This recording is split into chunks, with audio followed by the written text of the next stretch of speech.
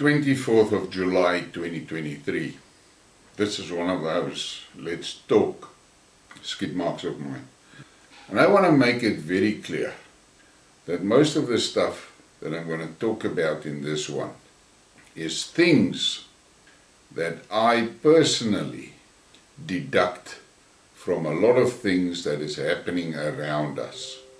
I'm not claiming any scientific or proven facts. This is just me talking, interpreting the things that is happening around us, and that I think if you tie them together, the outcome could be like I foresee it. I could be totally wrong, and I'm the first one to admit that. All I'm asking is for you to just listen to what I'm saying, listen to the facts, and think about it. Now, I want to talk about BRICS specifically. And yes, there's a lot of videos and shit of how BRICS was started by some hook-nose in New York and cock like that. I'm not going to even entertain that. The reality is, BRICS need to be seen for what it is. It is a shell that can contain a lot of players. And the two main players in BRICS is Xi Jinping and Vladimir Putin. They are the main players. Don't let anybody tell you anything different. And those two guys has got a plan for BRICS. Fuck what that hook-nose thought about way back. I don't know how many years back. The reality is this. Putin and Xi saw what the West did to Gaddafi and what they did to Saddam. And they realized that they must be very careful or the West will do the same to one of them. Now, BRICS was hauled onto the front page just shortly after the Russians moved into Ukraine. All of a sudden, BRICS was there, very prominent, extremely prominent. And the main target of the BRICS concept for Putin and Xi was to create a safe environment for nations that has been fucked by the West for decades. And it had immediately a nice ring to it, because suddenly these countries, and I'm going to call them oppressed countries because that is what it is, they were oppressed by the fucking West, found themselves in a place where they could trade with one another without the West. Those, I nearly used a fucking ugly word, those cretins sitting in the shithouse in Washington cannot control the trade between these countries because they were trading with their own currencies. So, between Xi Jinping and Putin, we are sitting with two of the best strategic statesmen on this earth today. And they are playing a game, a fucking high stakes game, because their futures are on that table and they know it. But you've got on the one hand Xi Jinping, a brilliant diplomat, and on the other hand Vladimir Putin, a warrior. And between the two of them, they have the energy to really fuck the West.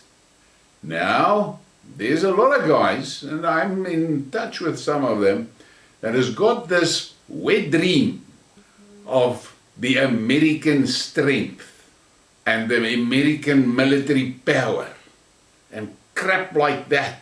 The facts on the table is America is no match for Russia and China.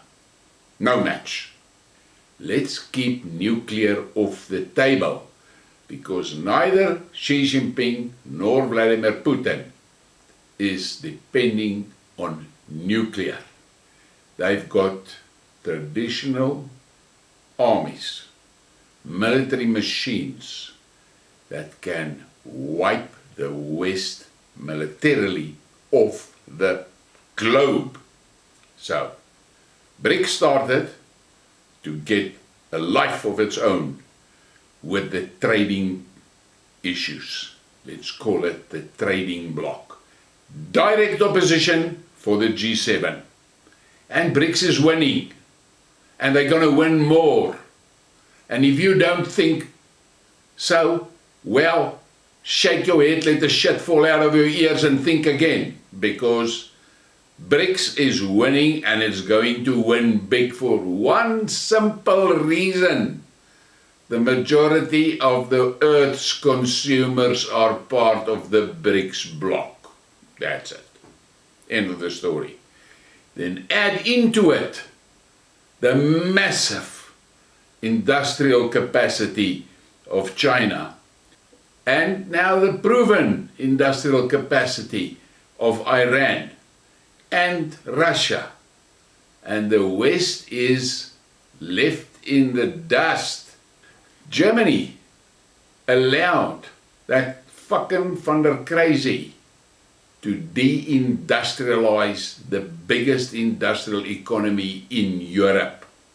They are done. So the trading power, which is built on consumer numbers and industrial capacity, lies in the BRICS bloc. I'm not mentioning India because India is sitting on the fence. But that's not important.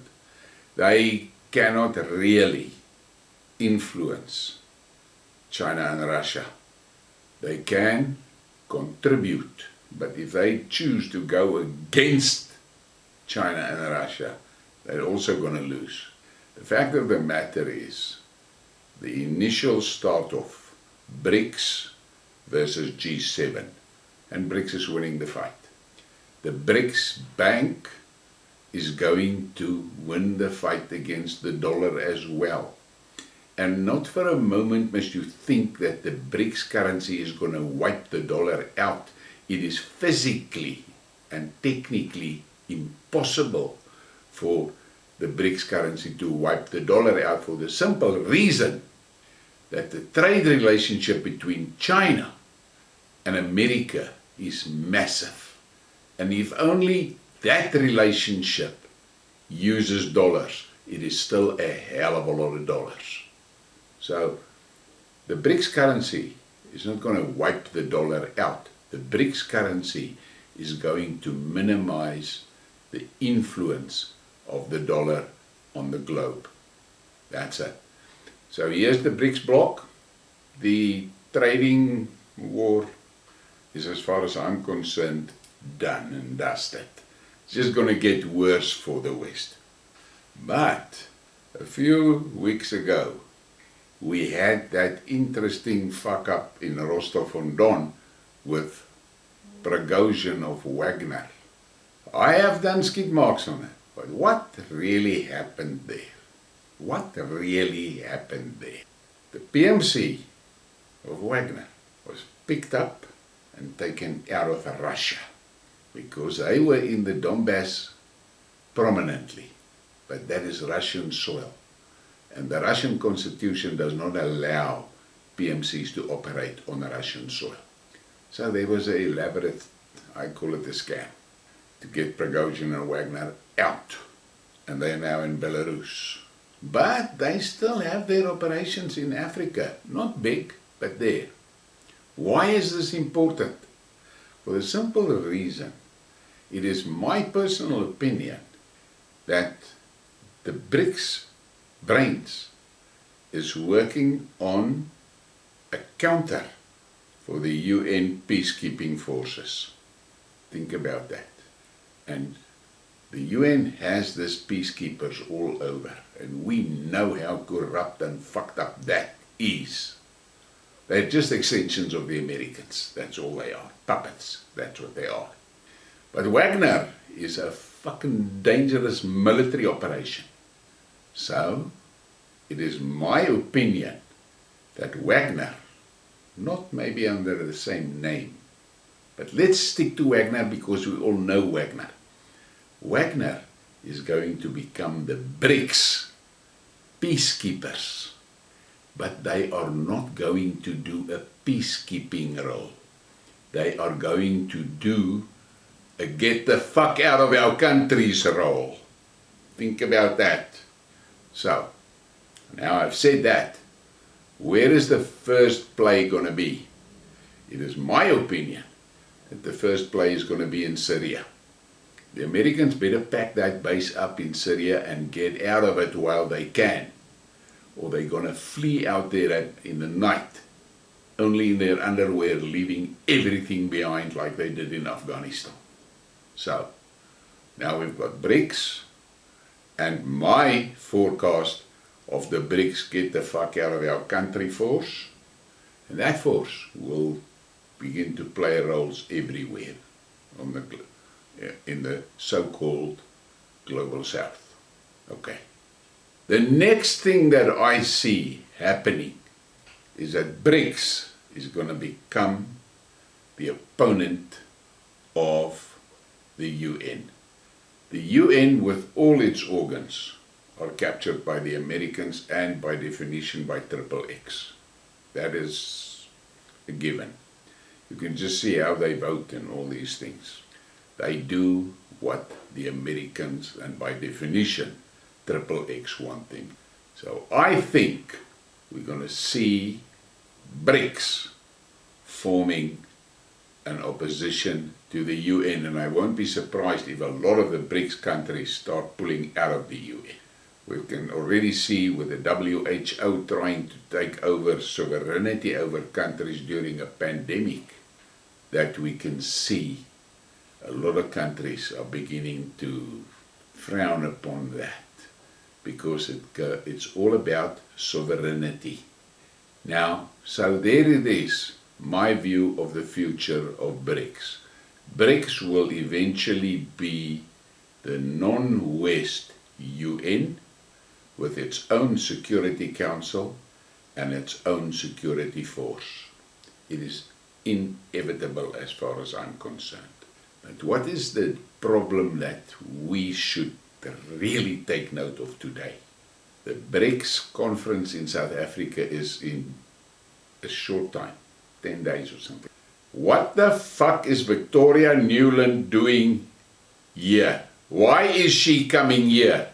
Now, for those of you that don't know her, you better go and Google her. That is Mama Maidan. That is an incredible, evil fucking woman, that.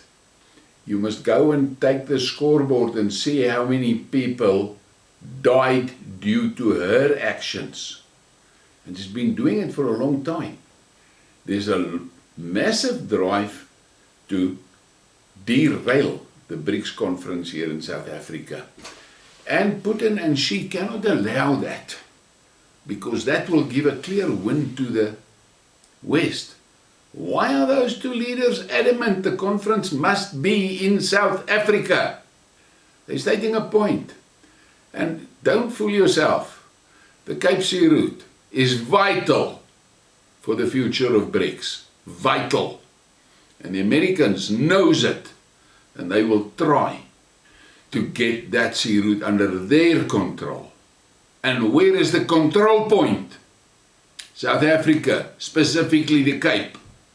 There is a strong American base in Botswana. There's a strong British base in Lesotho. South Africa hasn't got an army that can fight off a fucking fly.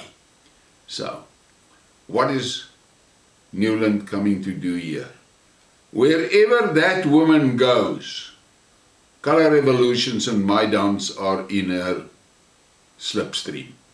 Now, what is the quickest and easiest way for them to derail the BRICS conference? Massive unrest in South Africa. Massive. They thought that they will be able to trigger that unrest by arresting Zuma just short before the conference. And Putin gave them this. Zuma is sitting safe in Moscow. Yeah, they say it's for his health. Yeah, it's obviously for his health. Putin is protecting Zuma against the West. That is what Zuma is doing there. But you must never forget, Zuma's got all the information on XXX and how they play in South Africa. He's got that information, and I'm sure he is sharing now like hell. So, South Africa need to be fucking alert. If we had a government that had guts and that could say truly that they are sovereign, they would have sent an email or a WhatsApp to Newland and say, stay the fuck out of our country. If you come here, we're going to arrest you. Don't come here. But this spineless jellyfish Ramaphosa will not do it. And I'm going to end it with this. Ramaphosa is skating fucking close to the edge. A window ledge. That guy is playing with fire. And if he gets burned, we, South Africa, is going to feel the heat. Think about this. Have a great day. Please give me a like and a subscribe and share the thing. And remember, I am telling you what I see. All of it can be bullshit. But what if it is not bullshit? Have a great day.